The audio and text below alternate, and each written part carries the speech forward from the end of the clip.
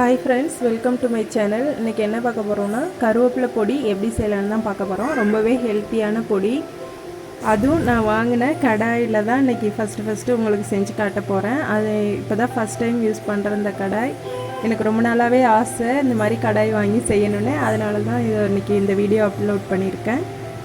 யூடியூப்பில் வீடியோ போட ஆரம்பித்ததுலேருந்தே எனக்கு ரொம்ப நாள் ஆசை இது மாதிரி நம்மளும் ஒரு நான்ஸ்டிக் கடாய் வாங்கி செய்யணும் அப்படின்னு.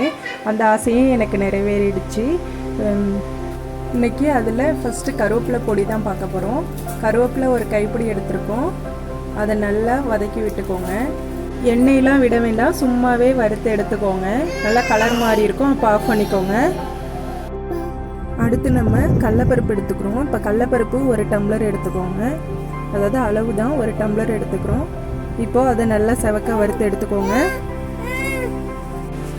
அடுத்து நம்ம உருட்டு உளுந்து, வெள்ளை உளுந்து இருக்குல்ல, அதை எடுத்துக்கிறோம். கடலப்பருப்பு ஒரு டம்ளர் அப்படின்னா உளுந்து ஒரு அரை டம்ளர் எடுத்திங்கன்னா போதும். நல்லா செவக்க வறுத்து எடுத்துக்கோங்க இதையும். அடுத்து பட்டை மிளகாய், காஞ்ச மிளகாய் ஒரு 6-7 எவ்வளோ காரத்துக்கு தகுந்த மாதிரி அதையும் சேர்த்துக்கோங்க. நல்லா வறுத்து எடுத்துக்கோங்க. அடுத்து பூண்டு ஒரு முழு பல் இருக்கும்ல, ஃபுல்லு இது, அதை எடுத்து தோல் உரித்து அதையும் நல்லா வறுத்துக்கிறோம். இது கூட வெடிக்கும், சவுண்டு வரும் தெரியும், அந்த அளவுக்கு வறுத்துக்கோங்க. இதையும் எதுக்குமே எண்ணெயே விட வேண்டியதில்லை.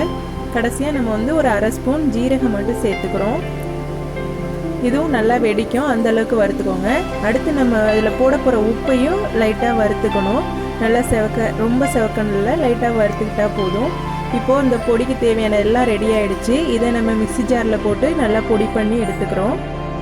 அருமையான கருவேப்பிலை பொடி தயாராகிடுச்சு. ரொம்பவே ஹெல்த்தி. அதோட இளநரையெல்லாம் வராது, நரைக்கிற முடி கூட கருப்பாகிடும். அந்தளவுக்கு ஹெல்த்தியானது கருவேப்பிலை பொடி. கண்டிப்பாக உணவில் சேர்த்துக்கோங்க.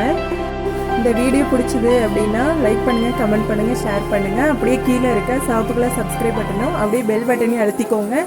அப்போ தான் நான் போடுற ஒவ்வொரு வீடியோ உங்களுக்கு உடனுக்குடனே நோட்டிஃபிகேஷனில் வரும். Okay, thank you.